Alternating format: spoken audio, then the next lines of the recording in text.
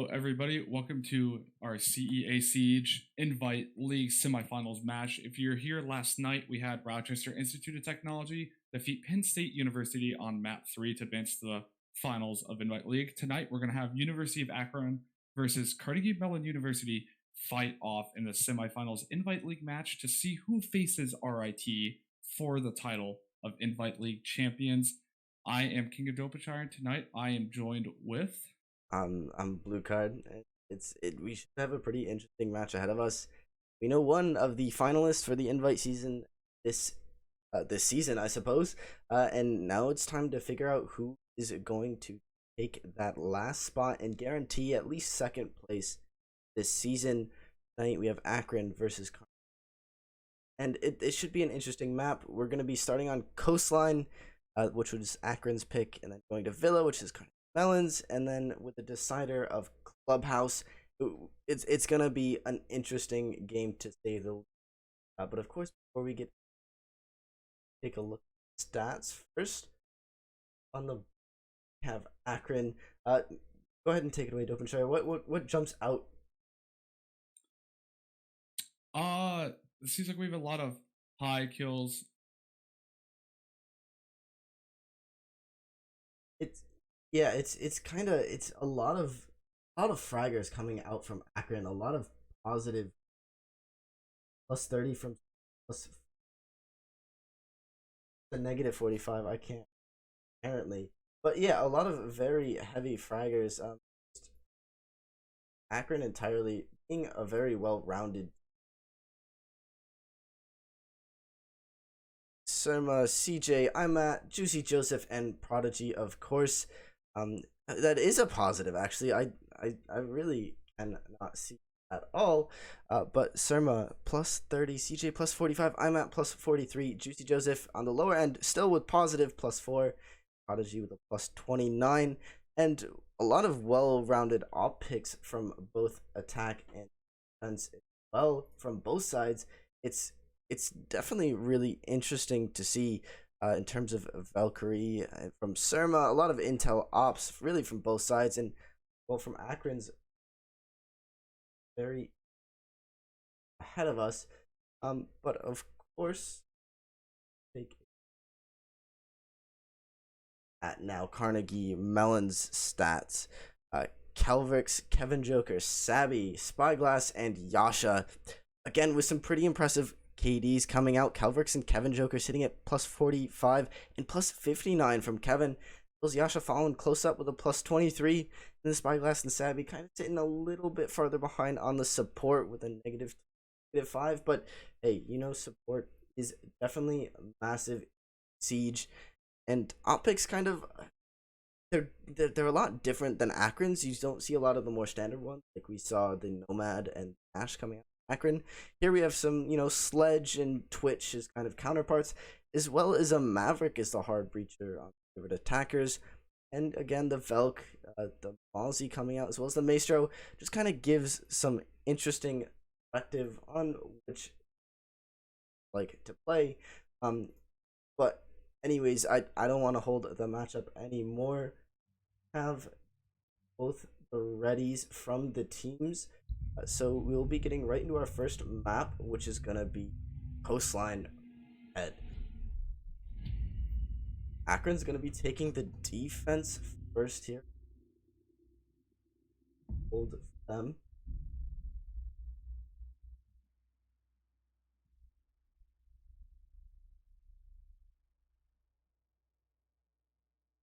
First bans are going to be coming out. A very quick ban coming out from Akron here. Going to be instantly taking off Jackal, a pretty standard ban, maybe not so much for a map like Coastline, considering that it's a lot smaller of a map. You can cut off a lot of flanks and kind of root out those roamers very quickly and very efficiently. So Jackal usually isn't one of these standard op bans you see taken off for Coastline, but regardless, he is very powerful considering there is a lot of soft destruction on the floors beneath that he could ping play off of, and Buck going to be taken off the board from Carnegie Mellon. Again, just removing a lot of that soft breach off the board. and actually maybe not doing as much of an impact considering Buck recently lost his frag grenades in favor of flash grenades. So it's definitely, it adds a whole new perspective onto it. And again, that's a lot of that underneath soft breach that's going to be taken off the board. So Carnegie Mellon's probably going to be going for more of a horizontal take, and to end Carnegie Mellon's band with an echo. Again, one of those kind of standard operator bands you see just in any map, because he is such a powerful operator. Being able to deny plant and have invisible intel gathering drones is a huge thing.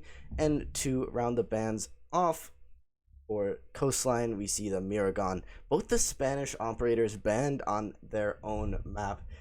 Kind of interesting to see at the very least here. But without further ado, it's going to be Akron defending first. They're going to be going up billiard. But already some interesting optics. Savvy showing the lion right off the bat is probably a scare tactic coming out from CMU rather. I'd be surprised if they decided to stick it. But I'm not sure. No, they're gonna show the Ash and actually 6-pick onto the lion. So it's not even trying to scare Akron. They're actually running the lion, and as long as he's played well and you coordinate it well with your team, he can be utilized very well. Considering Buck can go below and nade, get a drone on someone, and then hit the lion so they cannot move, that's pretty much a guaranteed free pick on the board right off the bat.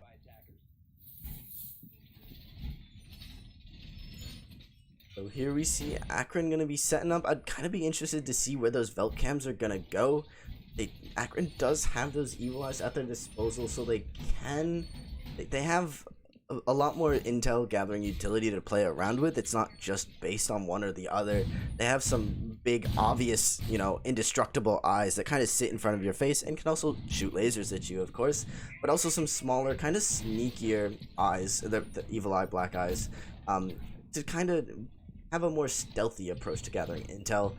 We see Velk's already thrown one out. One's going to go above the circular couch inside of VIP.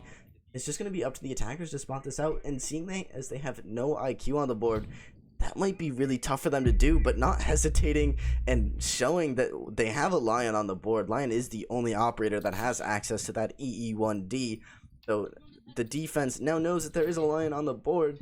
They're just not sure who CMU gave up for to take it. Already droning out Aqua here, nice and quick. They're going to spot the Wamai playing behind that bar.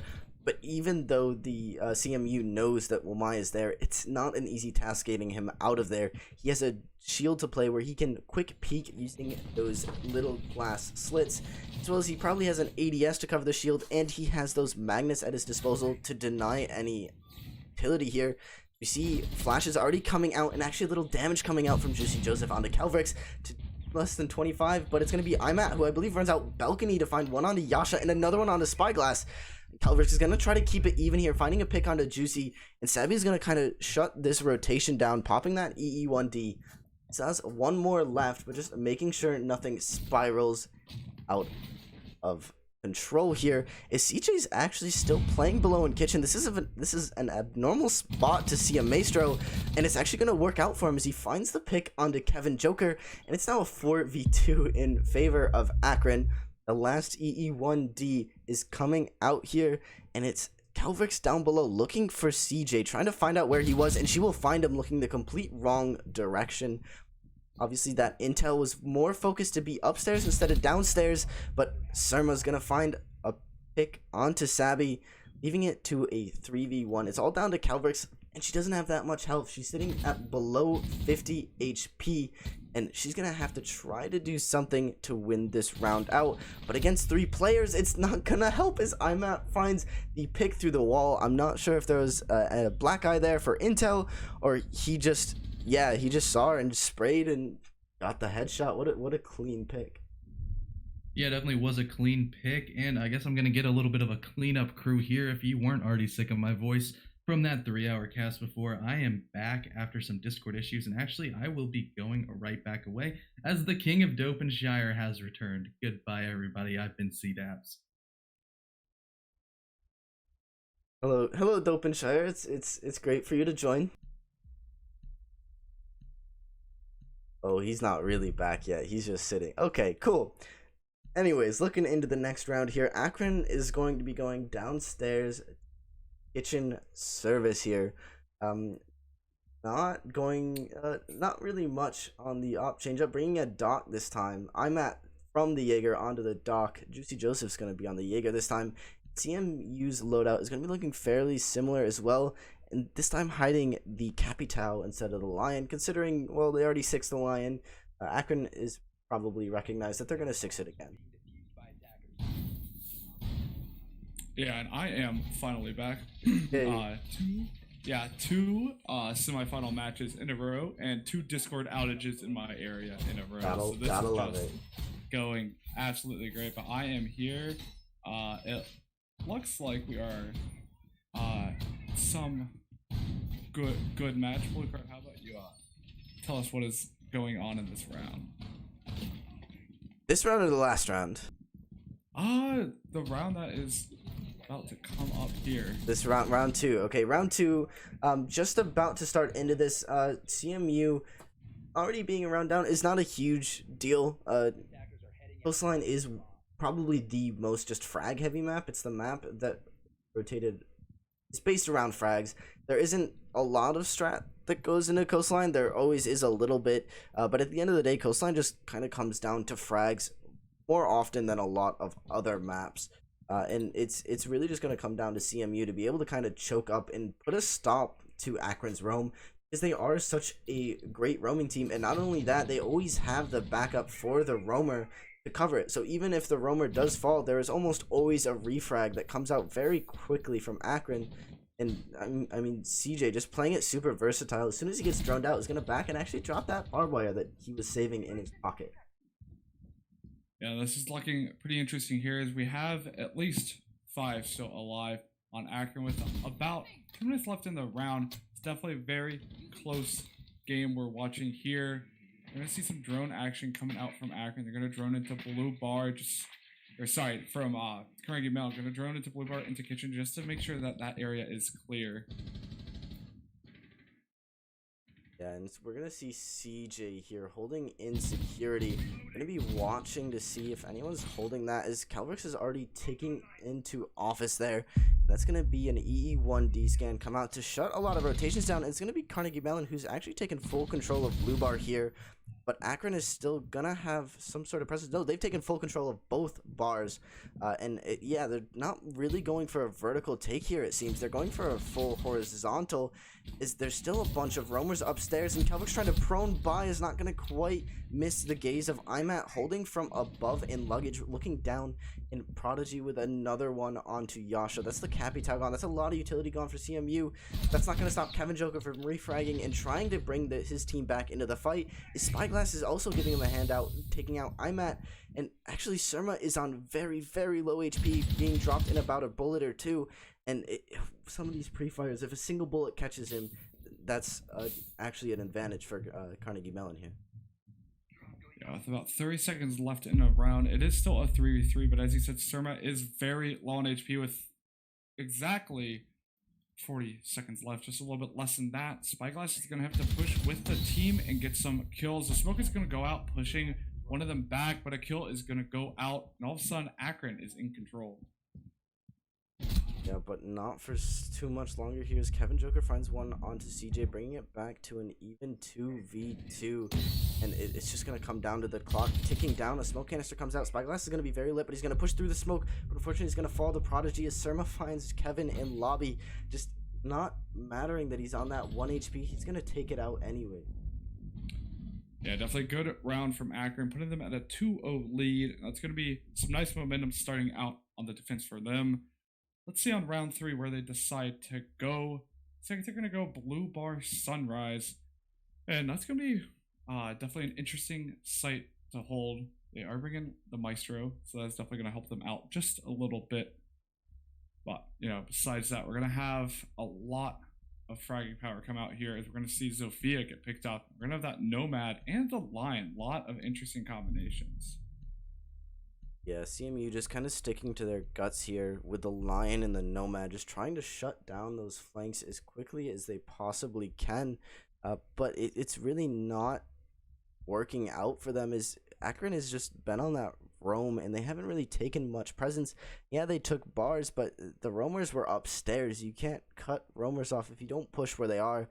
And that just kind of has to do with the fact that Akron is such a crazy roaming team that most invite teams know Akron to be very strong on the roam. So it just might be some hesitance coming out from Carnegie Mellon here, but it's Siege. At the end of the day, you just have to take ground as much as you can and cut those rotations off, and they're definitely putting up a good fight. We got some nice frags coming out from Calvrix and Kevin, not quite as much as they probably want to see, but they're at least keeping their team close in this game.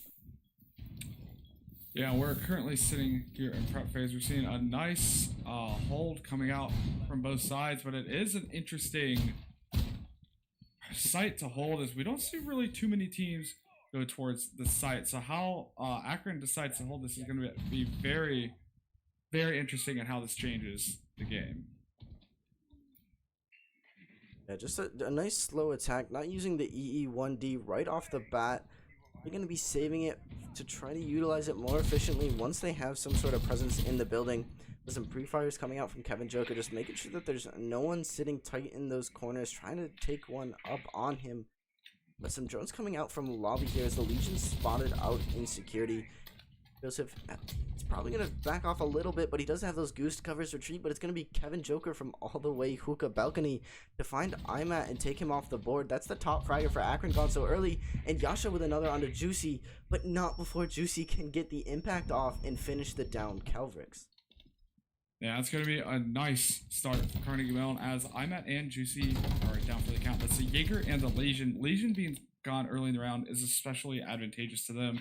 You can see here that they're making their main push from this lobby area. We have Yasha currently going towards security room. He's going to check behind that desk, not going to see anybody there at all, because they have control of that side of the map. But CJ for days is going to be coming around. Going to be looking for that late game flank. Does not know that one of the attackers is actually outside of lobby and could get a kill right here.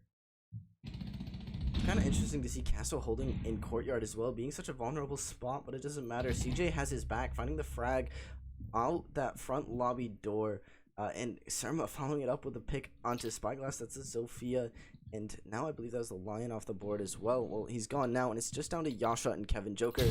Both ops with a lot of utility at their disposal. Capuzao using his last flash grenade, but still has both his flame bolt and his smoke bolt and sledge with the grenades. I'm not sure if he has both of them left or not, but he's going to push this Evil Eye and take it out with his sledgehammer regardless. You don't need nades for that, but he's got two defenders on his back in lobby here, and I don't think he knows this.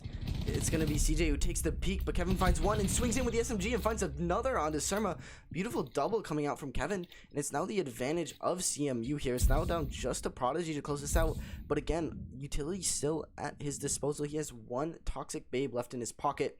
We hear the flame bolts coming out, and Yasha's going to plant close on that wall. Prodigy's going to swing and find him, and that's going to stop the diffuser. Unfortunately, Kevin couldn't quite cover it, but he does find the refrag and closes this round out, putting CMU on the board to a 2-1 scoreline. But we are actually going to hop to a just quick break in between rounds here, because I've been told my mic is just not being cooperative right now, so we should be right back.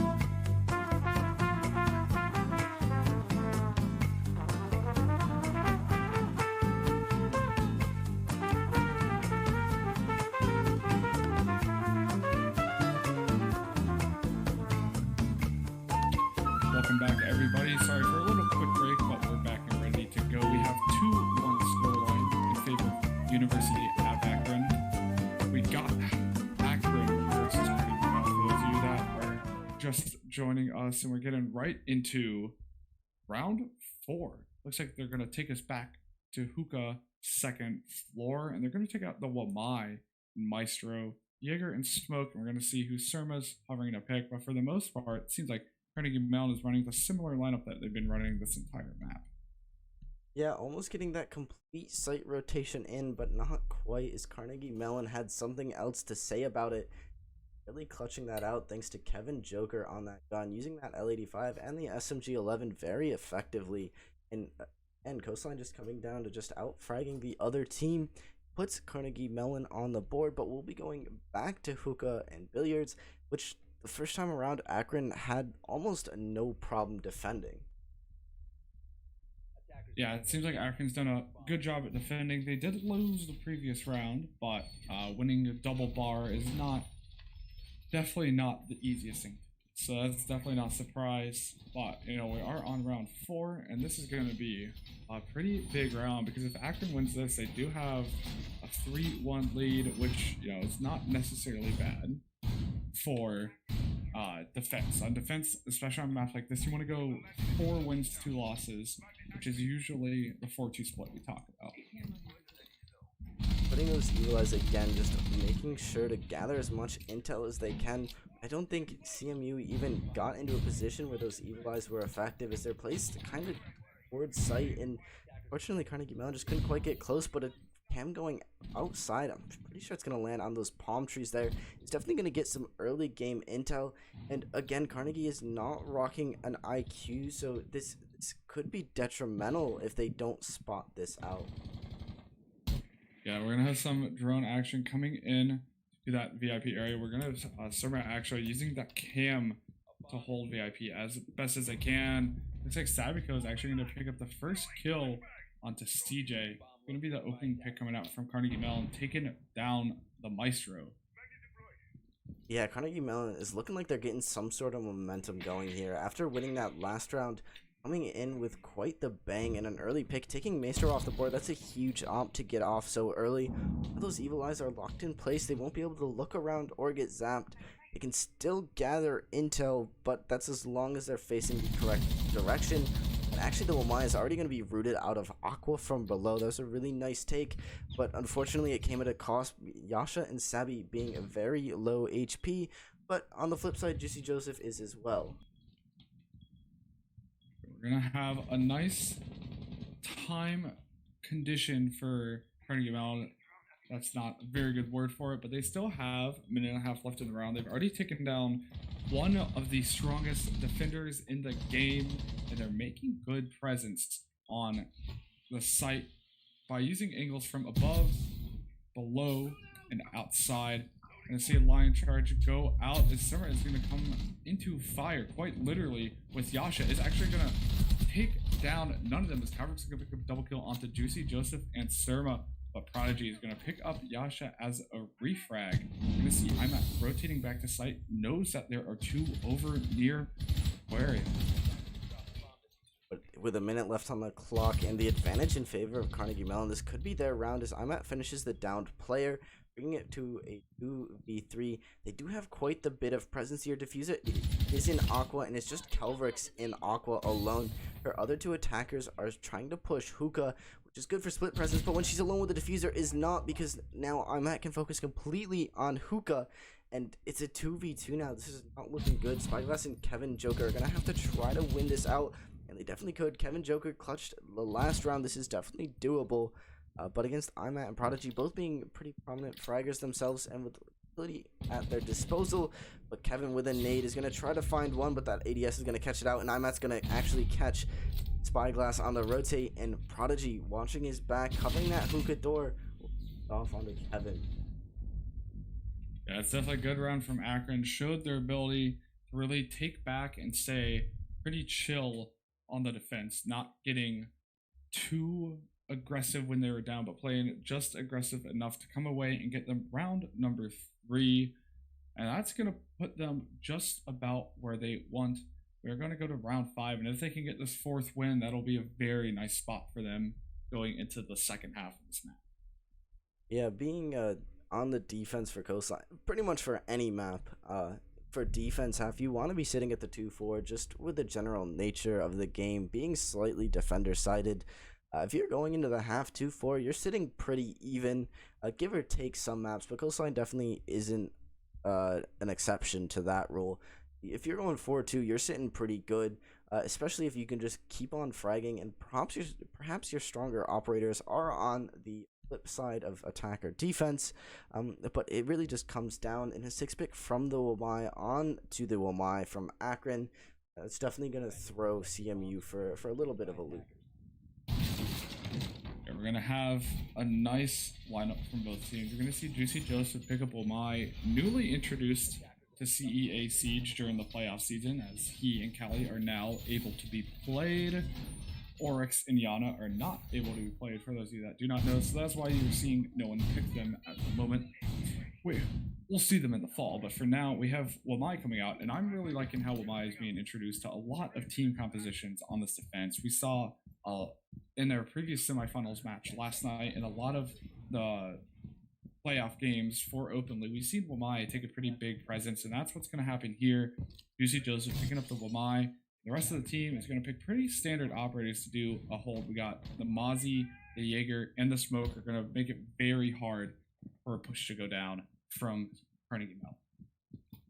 Yeah, just going to be trying to take this kitchen site. Again, Akron won this the first time around, no problem. Going to be up to CMU to try to adapt and to change their push. They went for a solid office and bars take, which they did. They fully got control of both Sunrise and Blue Bar, and quite effectively as well, but then they just couldn't quite push into sight from there. So it's just going to come down to what Carnegie's going to do different, and already they're not quite pushing Sunrise quite as hard.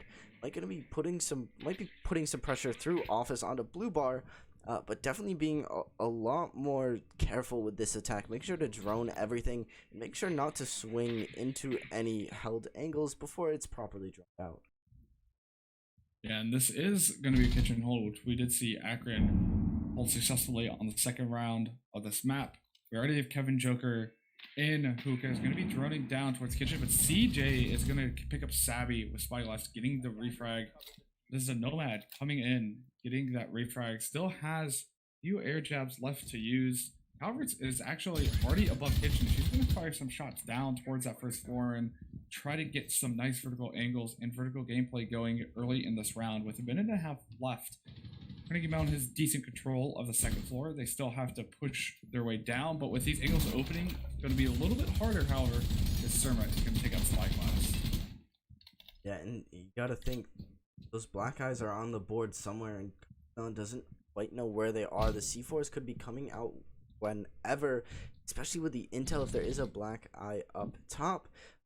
But it's not really going to matter if Carnegie can't get this diffuser back from office. I think it was Spyglass who brought it in and then fell, so this could be huge. They're going to have to play for frags or rotate around, and it looks like Calvix is going to be pushing into a held angle. Yeah, a nice cross there from Akron coming out. Imat and Surma, even with his back towards Calvix there, Imat was there to at least get the refrag. It's always better to try to save your teammate instead of refragging, but it's Siege, people, your teammates die. So definitely a nice refrag there, and it's down to Yasha and Kevin, who are still kind of split as Imat finds another one onto Yasha, who just is caught looking the wrong direction, and it's now just Kevin. And not even that, as Imat picks up a nice triple that round.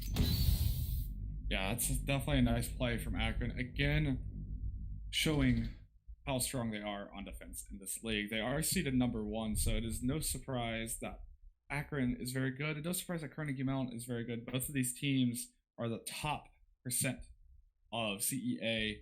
That's leads to very good gameplay. I'm already seeing it 10 kills at the end of round 5. That is 2 kills per round on average for those of you at home who do not have the calculators out.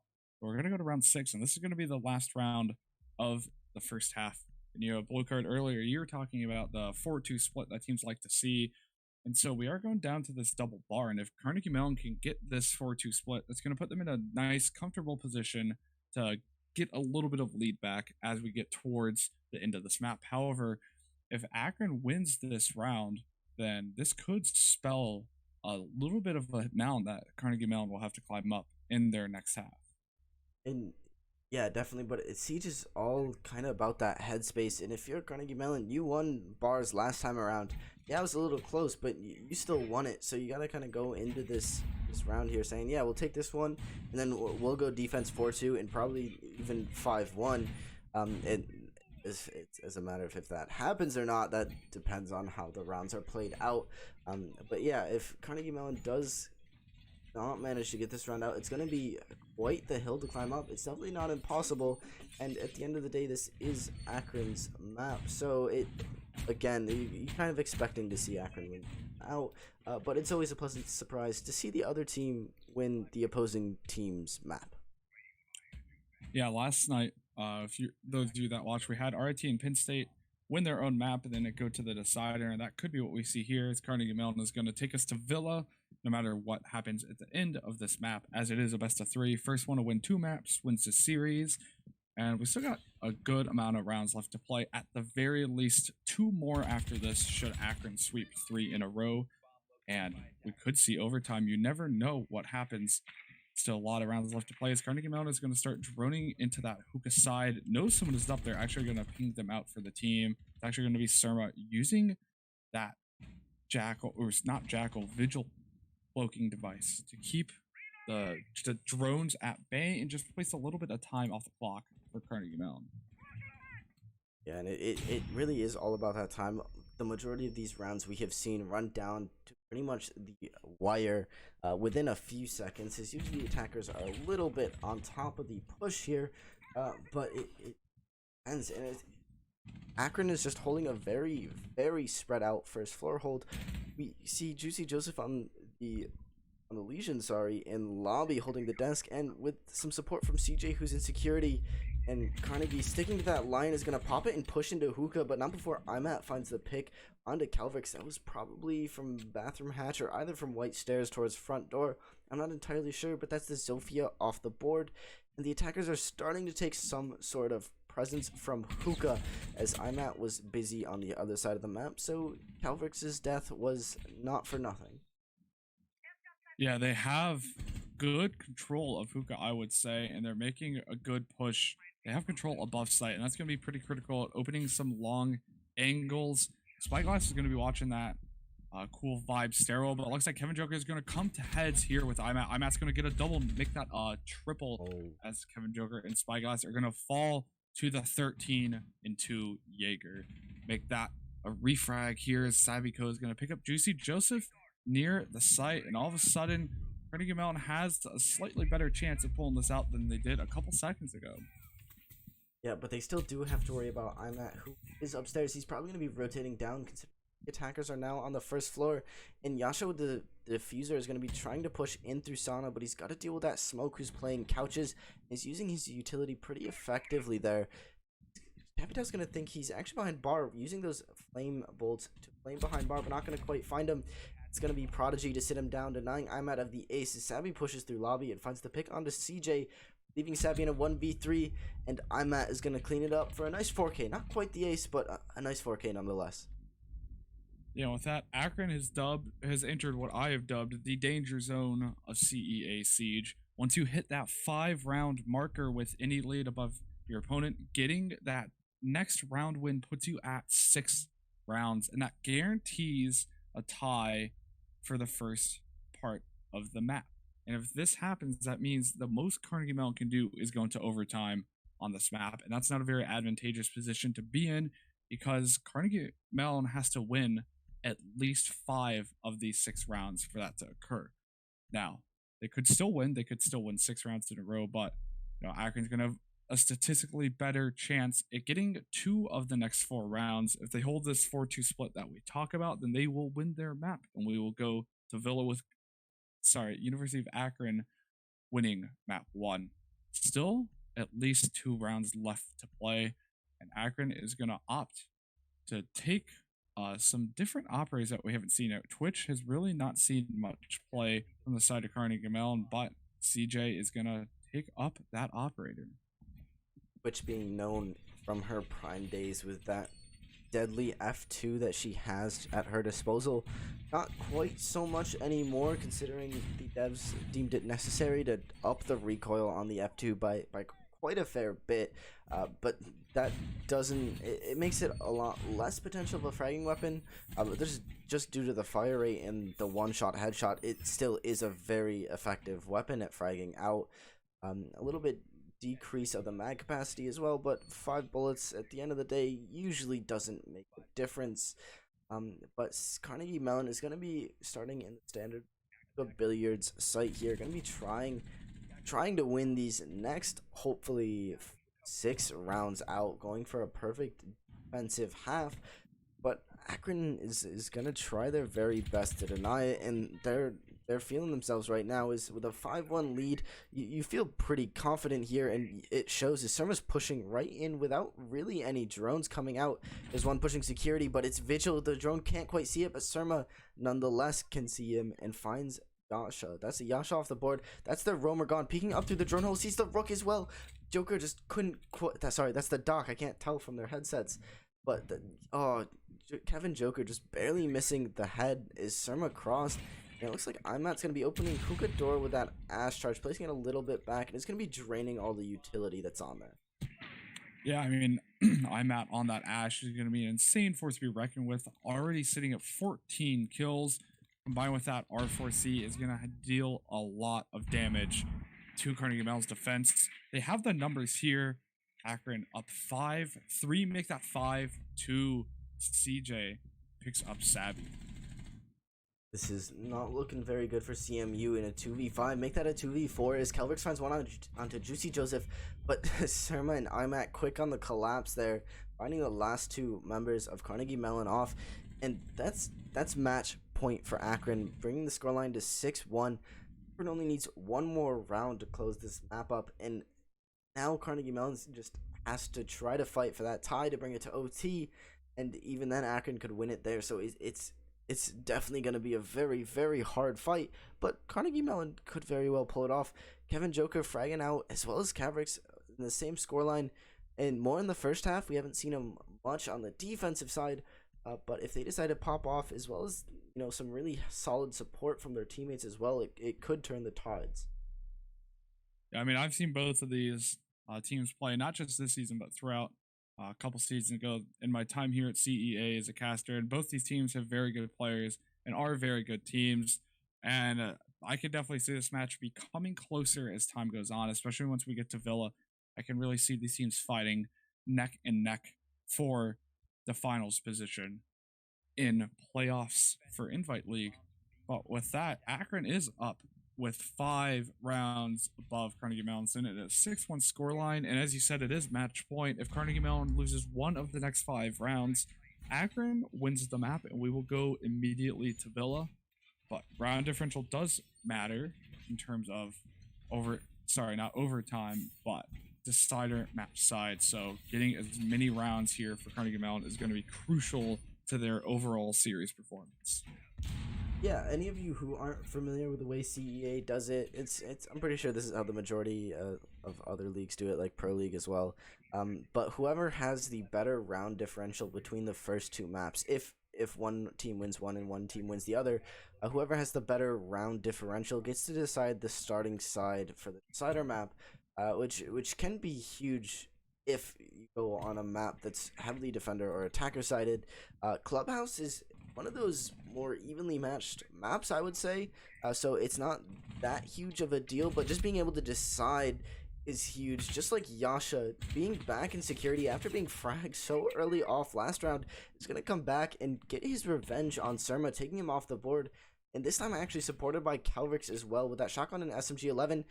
CJ swinging in from blue bar with that F2 will find Yasha, but unfortunately Calvrix was not droned out and will find the pick, swings towards Juicy Joseph with the shotgun, but unfortunately he's just a bit far for that to fully kill him, light him very low to below 25 HP, but unfortunately it won't quite finish the frag off. But in saying so, the man advantage, there is no man advantage. It's an even 3v3, and actually Carnegie Mellon has the health advantage. That could be the sort of aggressiveness that the Carnegie needed to win this one out.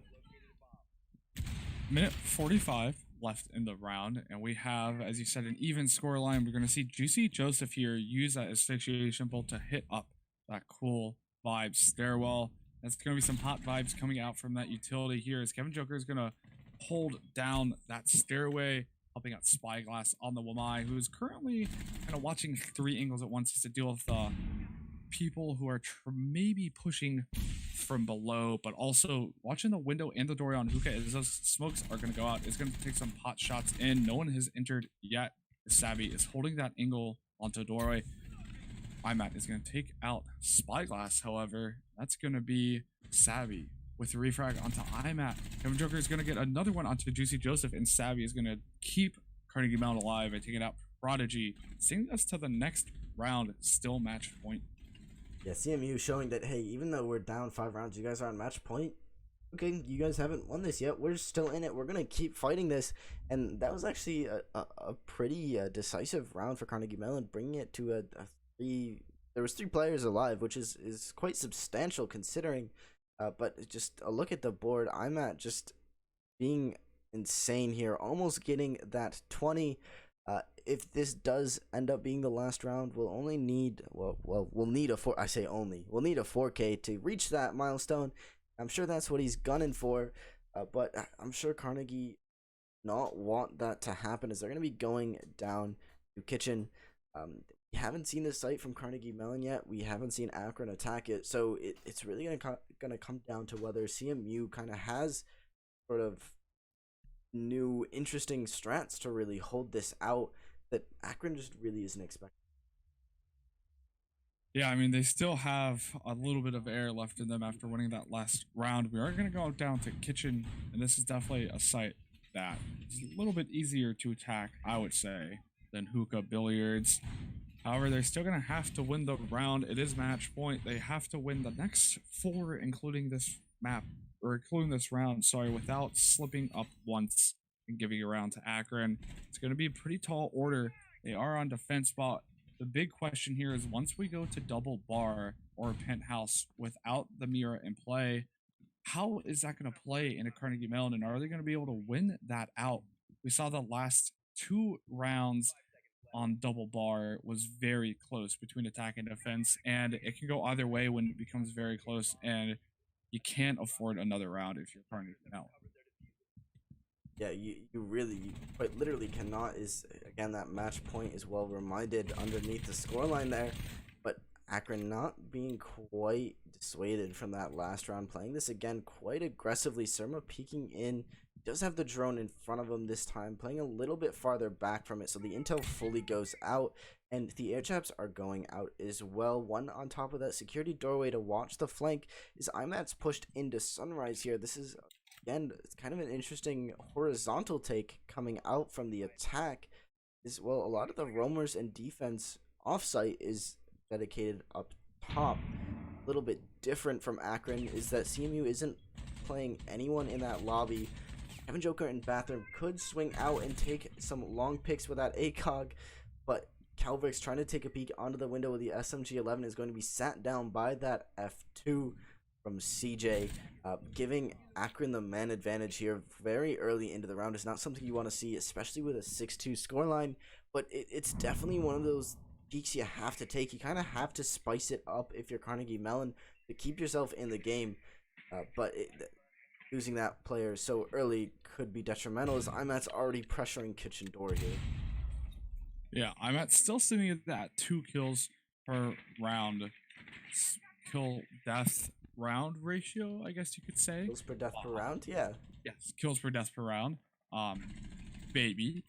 He's gonna be looking in towards Kitchen, gonna fire some shots towards the back after a little bit of firefight. Is gonna pick up Saviko, already on site, getting good site control. As Surma is gonna take down Kevin Joker.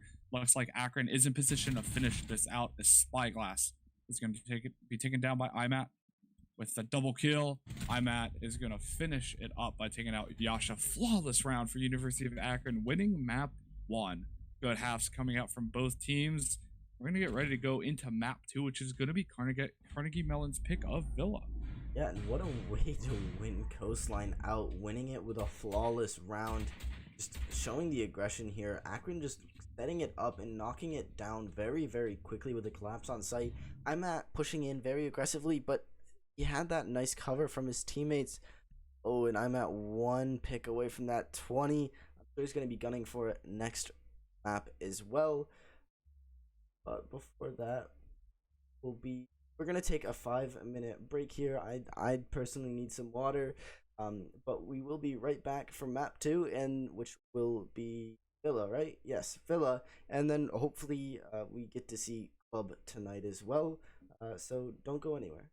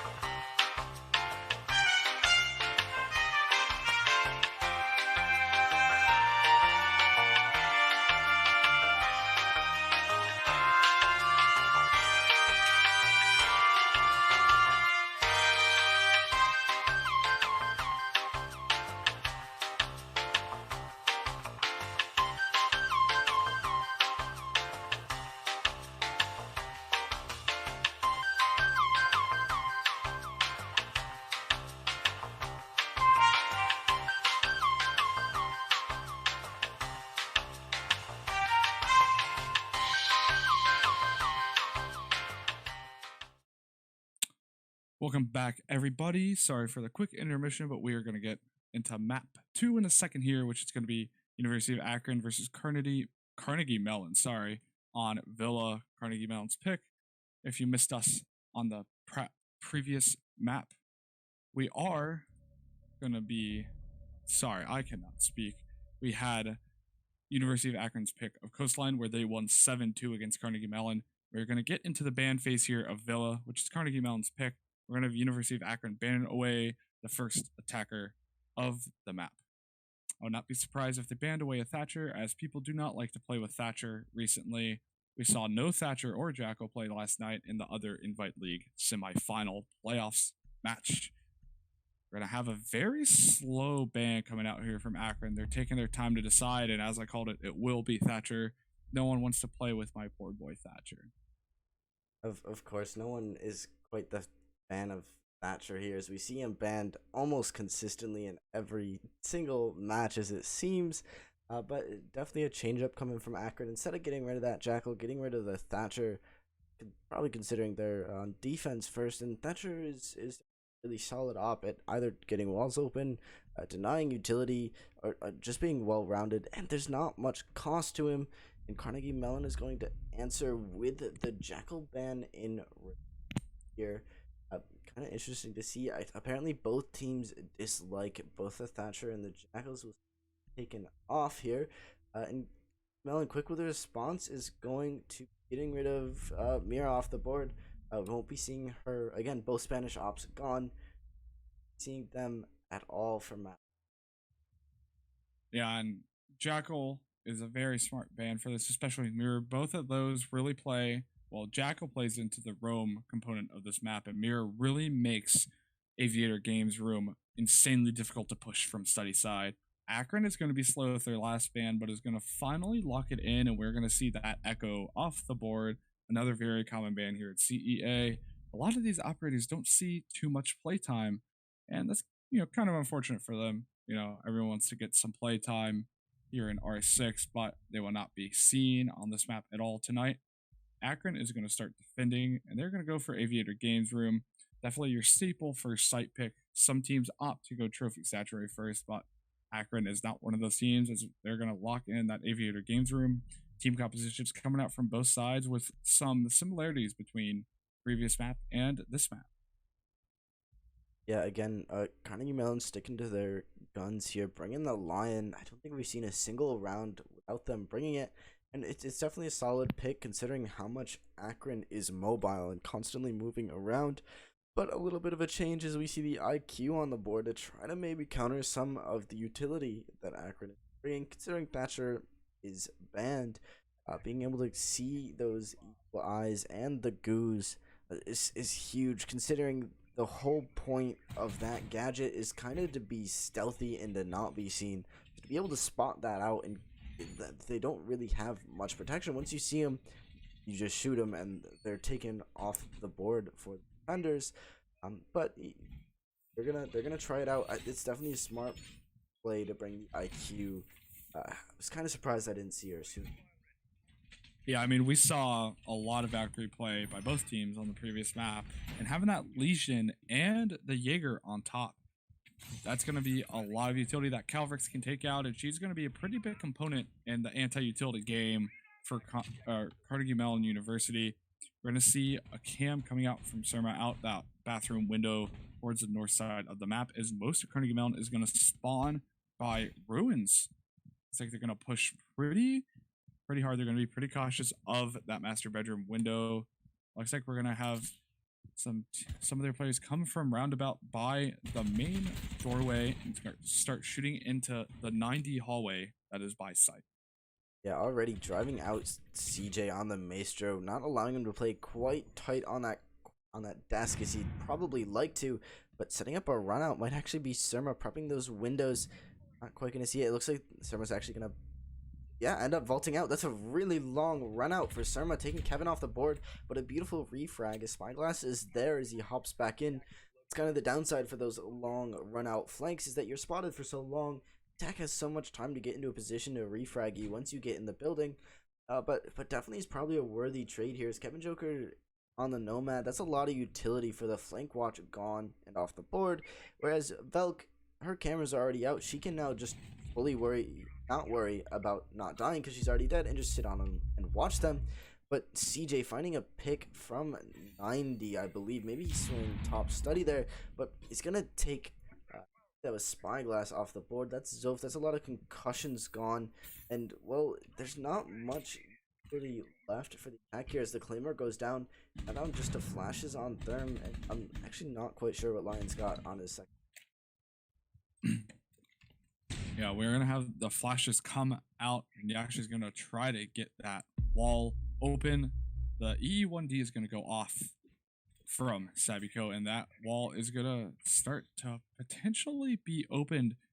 They have to deal with a defender all the way at 90, and they have control of study, but oddly enough, they're being pushed out. That Maestro cam coming out from CJ is going to push him into classical hallway. They're going to pick up one of the Maestro Evil Eyes and going to start to open up that wall by bar. Calvrix is going to start punching out that barbed wire as the entire team rotates over. He's going to take some shots from IMAT, who's sitting in the landing at the top of red stairs. He's going to peek through that smoke.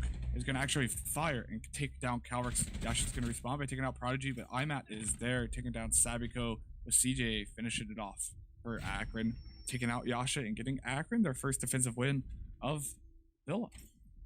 Yeah, the trade from CJ for the Evil Eye for the exothermic charge on that far wall, it's definitely a split moment decision there. You don't have much time to think about, the costs of basically getting rid of that Evil Eye to destroy the exothermic charge, but it was definitely well worth it because that bar wall stayed closed. The attack completely rotated off from pushing 90 and instead tried to push through Map's door, and the defense kind of expected that and backed up, and we saw CJ retake at 90, and it was a really good defense and rotate from Akron.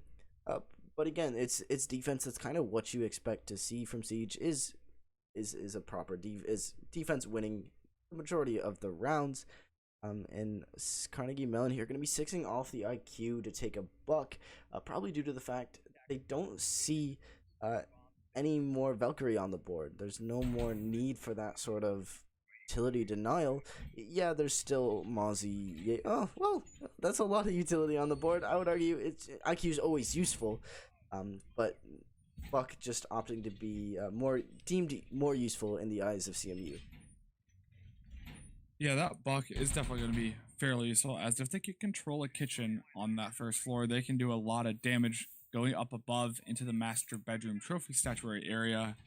They're going to be able to get control of that if Akron places no one down there, but knowing Akron, they're definitely going to have some people off-site, as we see IMAT and Surma all the way over on Aviator Games side of second floor. Attackers are going to spawn in, and it looks like they're mostly going to be focused around the north side of the map where site is. Don't see really any push coming from the other side. Looks like Calvrix is going to be making their way towards that kitchen. It looks like this is definitely going to be a take from below coming out from Carnegie Mellon. Yeah, kind of actually a split presence here. As Kevin Joker's up top, I'm going to be droning into bedroom. And this is one of those sites where you kind of need some sort of split presence. It's probably why Carnegie sixed onto the Buck, so they could take below and open up below the defenders as the rest of their team pushes up top and opens up sight lines. So Buck basically opens up below the floor, gets the defenders to move around. The attackers up top can kind of pick them up as they're running around like headless chickens. But that just comes down to whether or not Yasha can get this triple wall open in statue, which can be tough. There is a bandit. I believe the wires are down, and yes, they are. And they can be destroyed from below, but the holes above that triple wall are open for impacts that Juicy Joseph has in his pockets to try to impact trick that. And Villa is one of those maps where pretty much every single wall can be impact tricked, and it's a very hard strat to counter. Yeah, we have on the screen here good site adjacent control from Carnegie Mellon, especially as they open up that wall from master bedroom into sight. That's going to be pretty critical for their push here, as now, as we can see, Yasha can hold that long angle there with that ACOG. Kevin Joker also can hold angles into bathroom as Calvrix is going to pick up the first kill of the round, taking out Surma, but Calvrix is going to take a lot of damage as she rotates into dining room from that main hallway. We're going to start to buck out from below. Not going to find anyone quite yet, but is going to be able to open up a lot of angles. Imat, however, is ready to get a quick flank later on in the round as Juicy Joseph is going to take a lot of damage on that peak.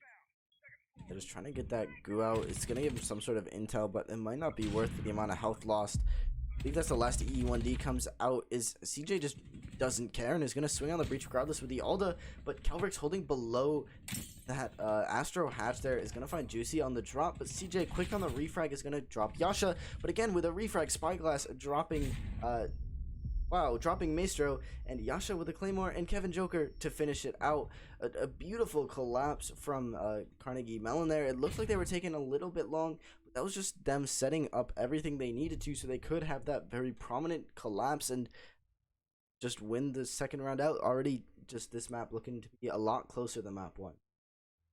Yeah, I mean, that presence from below from Calvrix definitely helped out the team. Being able to not only take out one of the roamers, but also being able to look from below and flush UA out into positions they really don't want to be in. And having that wall open from Master's bedroom onto site very early on, in about halfway through the round, is pretty advantageous. Is now not only can Calvrix flush out those anchors, but they really don't have anywhere safe to go, as that angle can watch most of your rotations between site.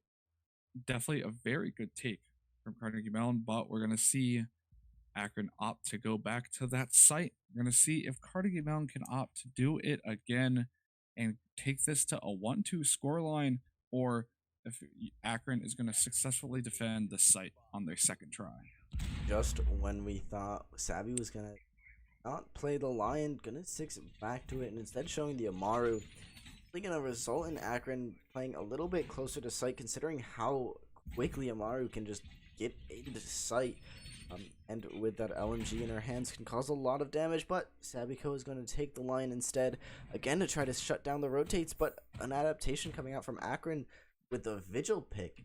I'm not sure, this was kind of one of the more quieter patches, but Vigil actually gained the ability to not be detected while he is using his cloak ability by the EE1D, making him one of the few operators that can move around while the Lion scanner is going off, which is basically the last thing to attack. Yeah, we saw that actually happen on the previous map. We had Surma playing that Vigil, holding Cool Vibes Stairwell, and when Sabiko popped that E1D, Surma was able to rotate away, and that proved pretty advantageous to Akron. Utility is going to come in pretty handy here, as it looks like Carnegie Mellon really loves their line play. They've been running him every round, almost every round, if not every round they've been attacking so far. Again, we're going to have Surma here near that memorial area by kitchen. Going to opt to use that cloaking device to kind of stall out Carnegie Mellon. The first EE1D is going to go out with no kills to show for it, but they are starting to get some of those air jabs down on the rotations into Master Bedroom. Carnegie looking for a very similar take here, but what's not similar is Yasha switching up his Claymore. Actually going to catch Juicy off guard. I'm not 100% sure where that was, but wherever it was, it must have been in a really good spot to find someone out so early like that. May have been under Astro Hatch, but I'd be surprised if someone got up under there very quickly without the defense knowing. But regardless, that gives an advantage to CMU, sorry, very, very early into the round. See Spyglass on his own by study, but it doesn't matter. CJ's gonna find a pick onto Kelvrix and try to even the odds out a little bit here, as CMU is trying to push in through bedroom, and Yasha will find one onto CJ, but Ima is very quick on the refrag and stops that push in its tracks, keeping the man score here very even. Surma and Imat just a very nice pinch, one after another, and all of a sudden it's now down just to Kevin to try to clutch this out. He does have time on his side, but unfortunately it's not looking good. Yeah, Kevin holding angles with that air jab is going to make it a little bit easier, both angles coming out from below and all around him. It's going to be a little bit hard for Kevin to clutch this out. There are people looking all over, as one of the defenders is behind that bookcase, as Imat is going to peek around, getting another kill onto Kevin. Imat, one of the most prolific fraggers in the league, not only on the last map, on this map is already showing high numbers right away on round 3. Going on to round 4 with Akron leading 2-1. We're going to see where they opt to go, and they're actually going to go back to Aviator Games Room where they won a pretty nice hold on the first round of this map.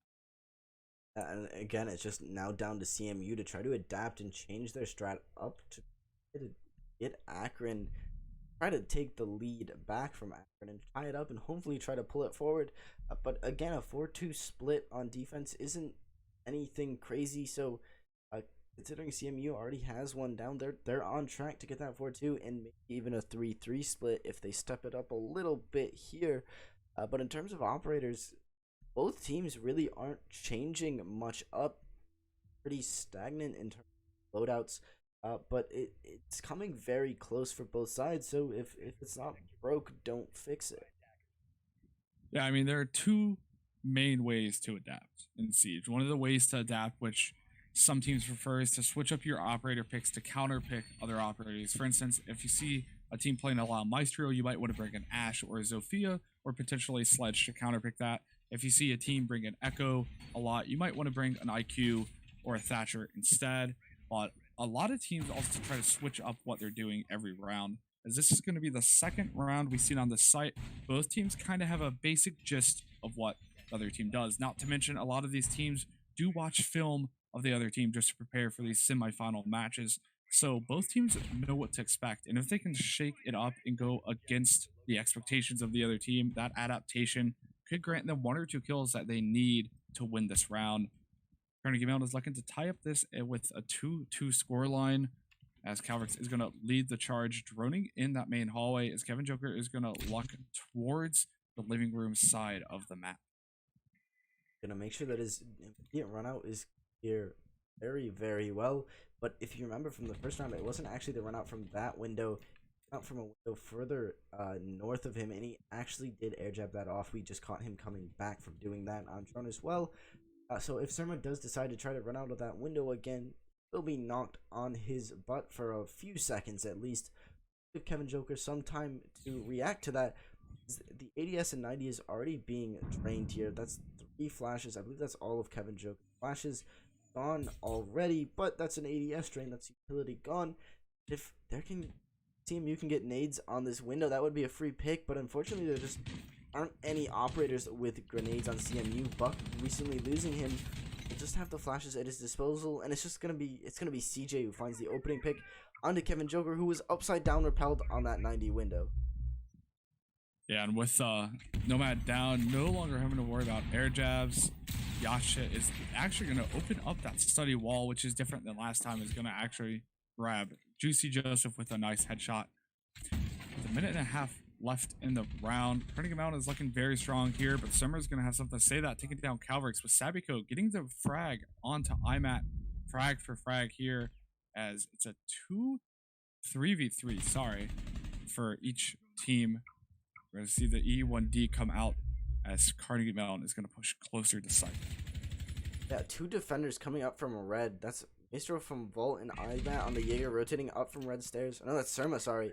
IMAT has been taken off, and it's a lot of presence here. His Prodigy's alone in bar on very low HP, but he is using those toxic babes in his pocket. As CJ is rotated completely around up towards top main stairs. It's going to sit Yasha down with his peak, but Sabi quick with the refrag finds Surma, and Spyglass pushes in and finds Prodigy, and it's now CJ who's not even on site. The attackers have to get the plant down here, but they're not quite sure where Maestro is, so that EE1D is going to go out. They don't have Diffuser. That was Thermite who had Diffuser, who died, so CJ's just holding this. He finds the pick onto Spyglass, and now it's just down to Sabby. He's already used all of his scanners. There's that Diffuser on Thermite's body there. CJ's gonna rotate into study. He spots that Claymore out on the breach, and Sabby hears him in there. It just comes down to who can swing. Yeah, Lion has 51 bullets at his disposal, but Maestro has 51, so who can pre-fire this more? It's gonna be the Maestro, and CJ's gonna win that round out. And oh my gosh, that was such a close round, and CMU almost had that out, but unfortunately, they just didn't have the defeat. The Alda is definitely, I would say personally, the last gun I would want to go up against in a 1v1, because you can hold down left click and control that recoil. You have a long amount of time you can suppress the enemy team for. And speaking of suppression, the time was very low for Carnegie Mellon. All that their maestro had to do was just sit there and bait out the time. With that, we're going to go to dining room kitchen on round 5. We're actually going to see Pulse and Goyo come out, which have not seen too much play tonight.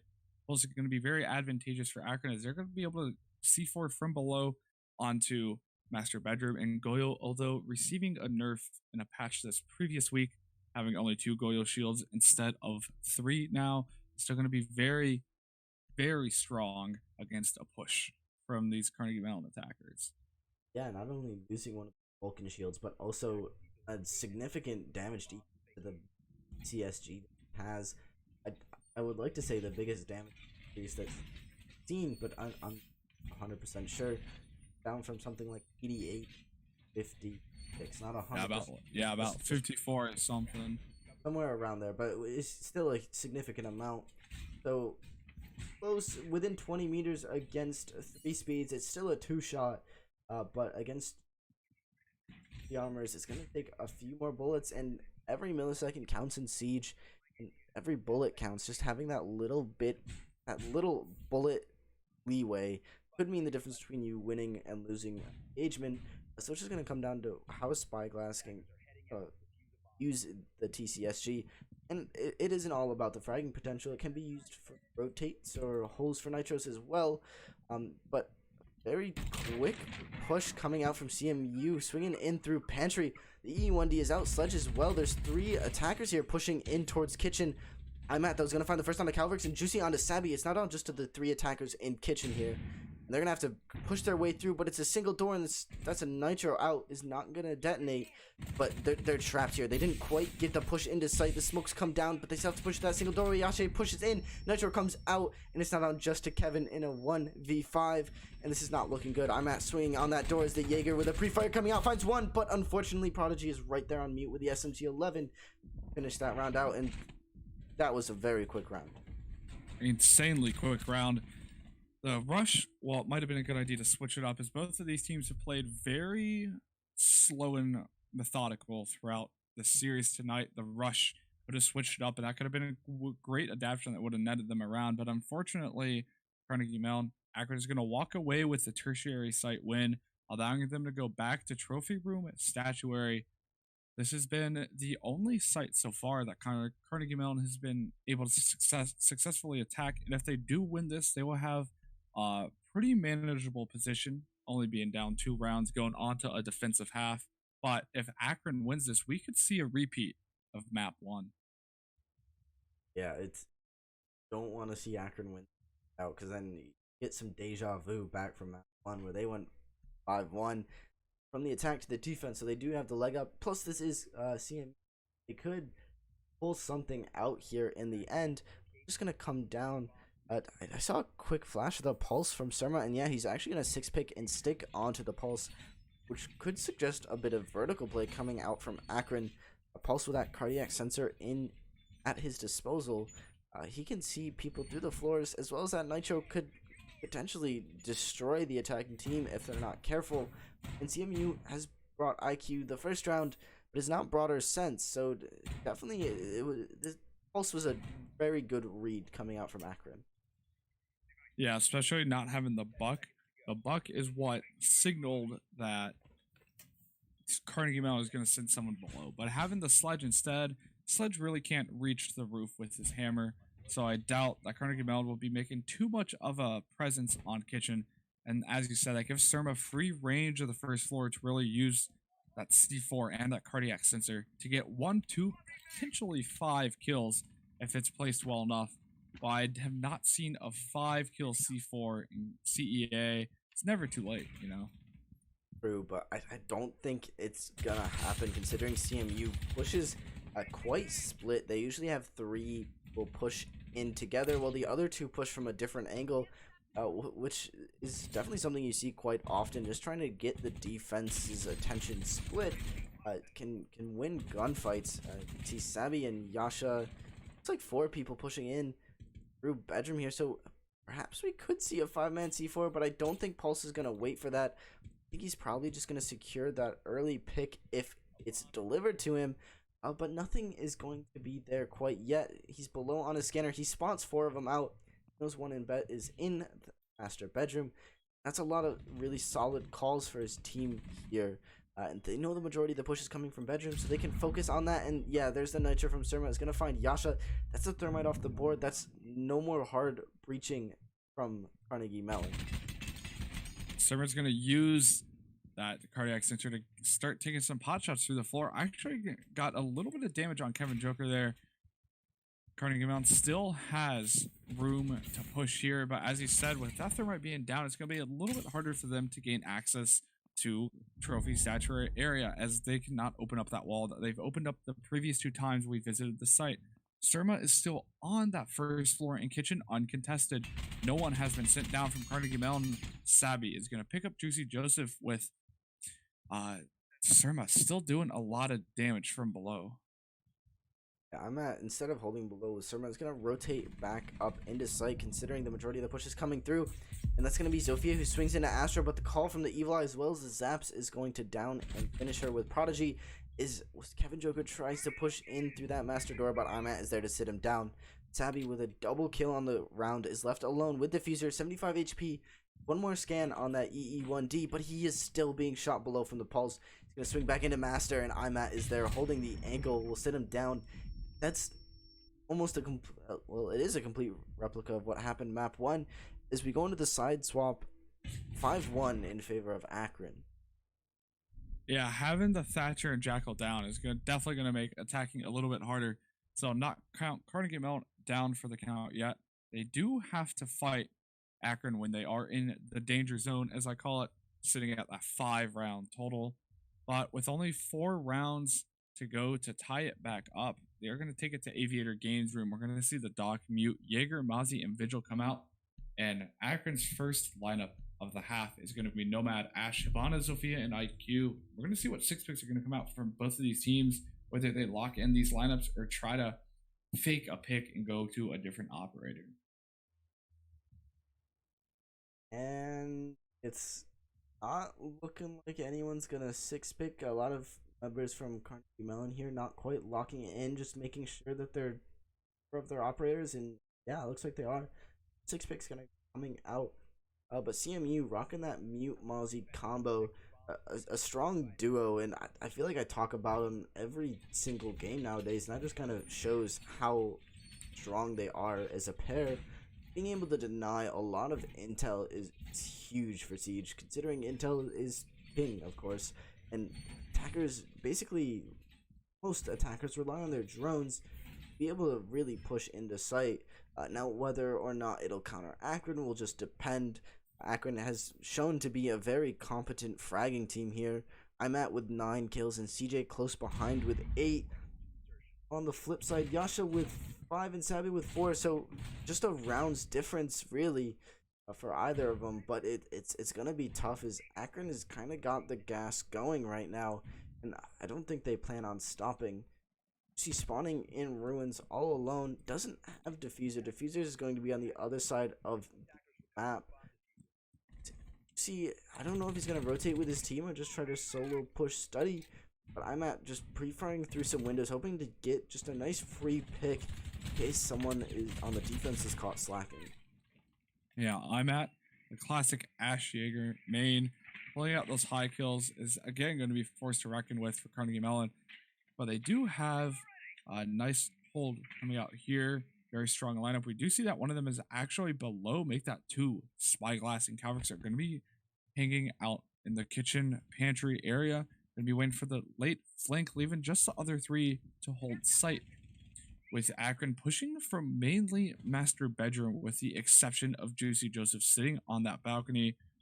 Carnegie Mellon is going to be mainly focused on that direction.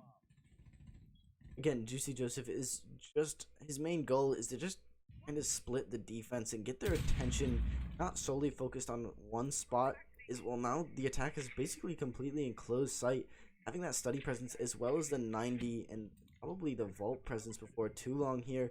So Imat is pushing up that hallway and has removed the barb. He can push up and swing on that game's door if need be, but he must know something's up as the flash goes towards red stairs as well. defenders trying to swing up here. Must have been hurt out. And it's CJ flanking below from Memorial. Will find the pick onto Calvix and Spyglass as well. Unfortunately, not any refrags coming out as IMAT peeks towards site and will find Kevin Joker as well. And it's not on just to Yasha on the mute with the shotgun SMG in hand. He will find one swinging with the SMG and he'll actually trade with Juicy. So a beautiful trade there to end the. Yeah, we're unfortunately not going to get that final kill cam due to the trade, but Akron is currently sitting at 6-1 against Carnegie Mellon. And as we're just past midnight here on the East Coast, looks like Akron might be putting a midnight call onto Carnegie Mellon's season, being up a map and up 6-1 on Villa. It's going to be a tall order for Carnegie Mellon to come back. Can they do it? It's all going to be up to this match point round, as every round until the final round will be match point for Carnegie Mellon. If they win this round, they still have 4 rounds to go.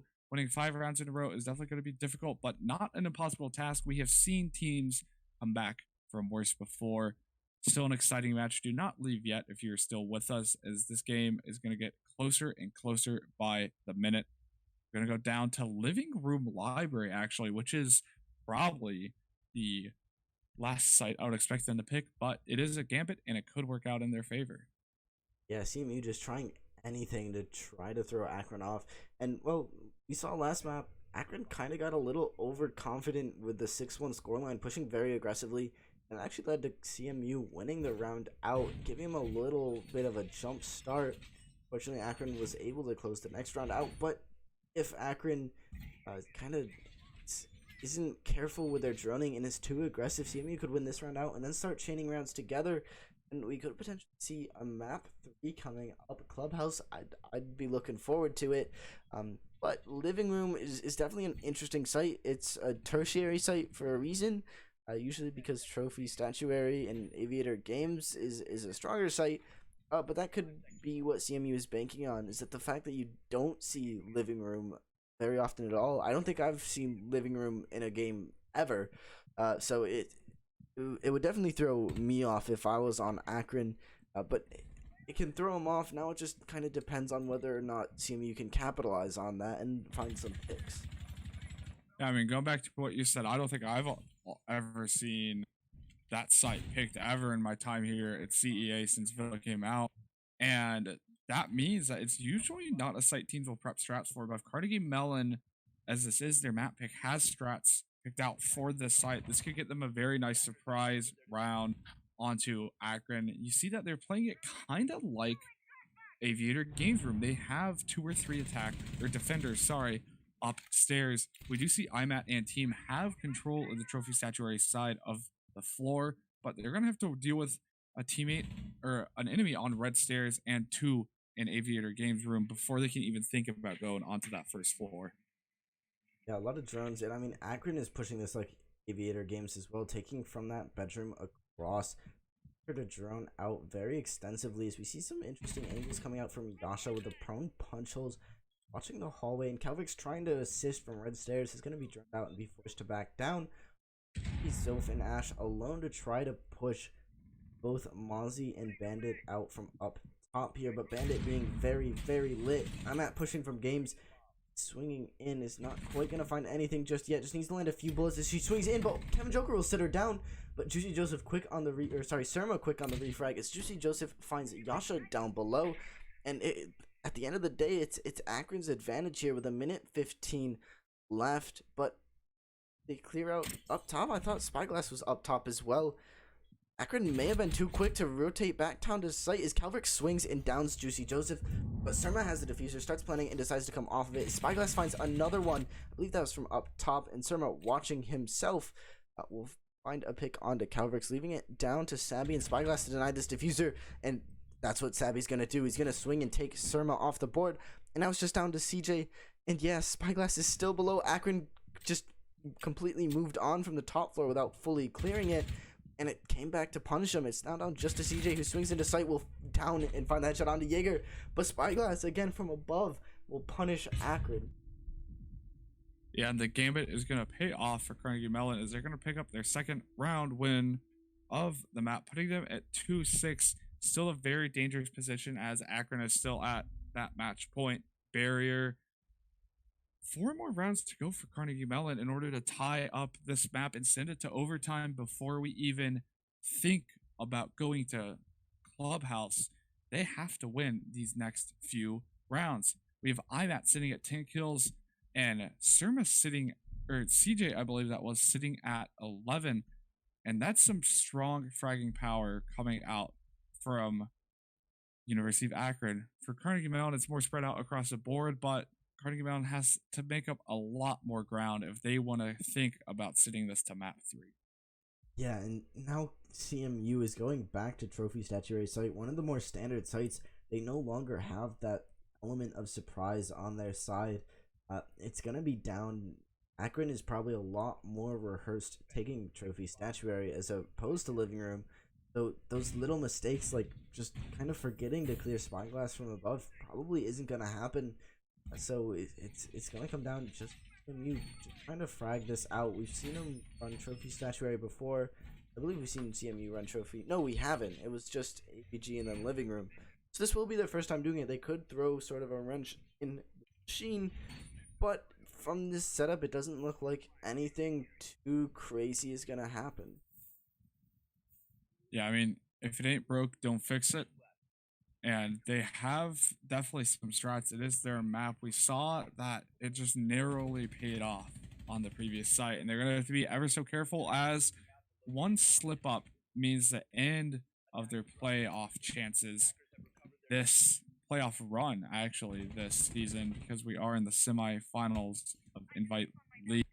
And getting to the finals is, even if you win or not, that's some huge clout to carry into the next season. Saying, hey, I went to the finals. I was one of the top 2 teams last season. That is a lot to say. And both these teams are looking for at least the right to say they are finalists in CEA Invite League Spring 2020.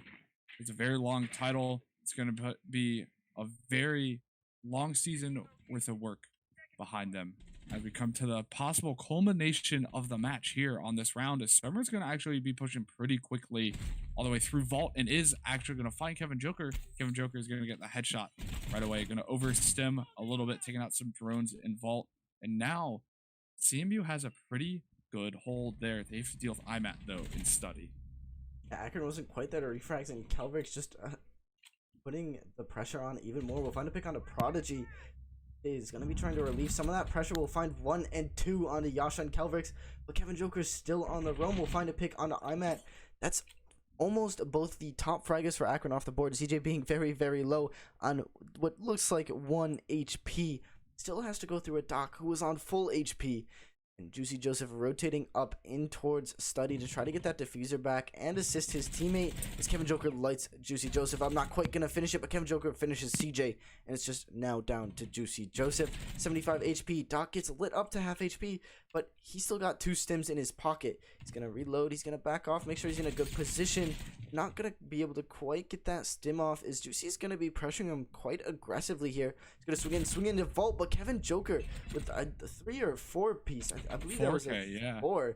Beautiful, showing that, you know, CMU is definitely still not out of this. And, you know, if you get too aggressive and you get too overconfident, well, Kevin Joker is going to punish you for it. Yeah, and for Carnegie Mellon, they're going to have to either go to Kitchen or to Aviator Games room. Aviator Games, they lost on the first round of this half. Kitchen, they've not played yet. And it looks like they're going to go, actually, they're going to prove me wrong, the Caster's Curse. As I was about to say that, they're going to go Dining Room Kitchen. It seems like they're avoiding that site on that second floor as much as they can. And so far, it's been working out for them. As we just saw 2 rounds in a row, the momentum is slightly shifting in their favor. They still have 3 rounds left to win before we can get to overtime for this map and potentially go to map 3. Every round is for all the marbles, is an entire season in preseason of so much work, practice, film, and games for these teams is culminating tonight for one of them at the end of their season. The other team will advance to the finals round against Rochester Institute of Technology, and it's going to be a great game both in the finals and this match right here. Yeah, and oh boy, is the pressure on for CMU. Akron is still 1 single round away of taking map 2 as well as this semifinals game. They need 3 more rounds without dropping a single one to at least have a chance. And I mean, these past 2 rounds, they're definitely still not out of it just quite yet, and they're fighting for it. You can definitely tell CMU wants this spot. Is, you said, who wouldn't? That's a pretty amazing title. At least be top 2, top 1 even, is, well, the winner of this gets to fight for that title.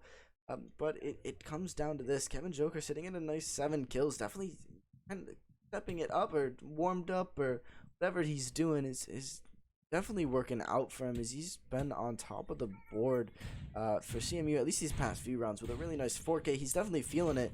And now that he's got that momentum going, it could transfer into momentum for his team here. But Akron, already pushing up top quite aggressively, is not slowing their pushes down at all. Yeah, they're gonna spend the first half minute of the match droning in, and it's gonna prove pretty fruitful, as they now have some idea of where CMU is and is not. They know that that second floor is largely clear on that side, and they can begin their lateral push towards that. But I'm at having some good knowledge is gonna take down Kevin Joker, who got a 4K the previous round, and that's gonna be a pretty big pick. I'm at is gonna start burning some utility, blowing as many ADSs as he can, and to push in. Gonna hear the goo go down, but a C4 from Spyglass is gonna take the top frag for Akron out. Oh, just the worst time to get on drones there. Spyglass hops on his camera as he gets shot from up top in trophy from the Nomad.